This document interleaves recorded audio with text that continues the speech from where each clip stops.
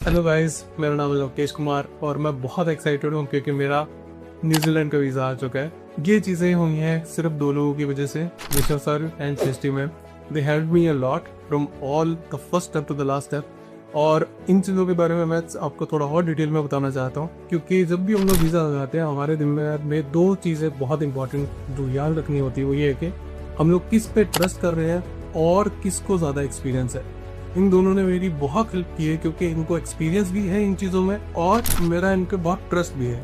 मैंने और भी बहुत जगह इंक्वायरीज ली है, बट किसी में वो कुछ ना कुछ प्रॉब्लम्स थी जो इनमें फर्स्ट हैंड ही इन्होंने क्लियर कर दी।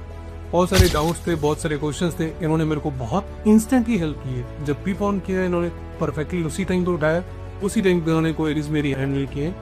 और जो डॉक्यूमेंटेशन प्रोसेस है इनका बहुत ही थॉरो है, बहुत ही डिटेल में प्रोसेस करते हैं और इससे ये हो जाता है कि आगे जाके आपको किसी तरीके से वीज़ा में रिजेक्शन आने का या फिर बहुत चांसेस कम हो जाते हैं उसके। बाकी देखो, किस्मत तो है ही, बट हमारा काम ये होता है कि हम लोग उस बंदे को अपना डॉक्यूमेंट्स पकड़ाए जो उसको अच्छे तरीके से लगा सके। मेरे को 1% पता नहीं था वीज़ा का प्रोसेस क्या होता है, कैसे लगाना होता है, कैसे डॉक्यूमेंटेशन होती है। इन्होंने मेरे को स्टार्टिंग स्टेप से लेके एंड स्टेप तक गाइड किया वन बाय वन। बहुत सारी चीजें उन्होंने मेरे लिए इजी कर दी क्योंकि उन्होंने बहुत सारे तो जो डॉक्यूमेंट्स हैं हैंडल कैसे करने हैं या फिर सीक्वेंस वाइज कैसे लगाने हैं वो उन्होंने खुद ही हैंडल कर लिया, जो कि मेरे दिमाग से बहुत बड़ा लोड जो था ऑफ हो चुका था।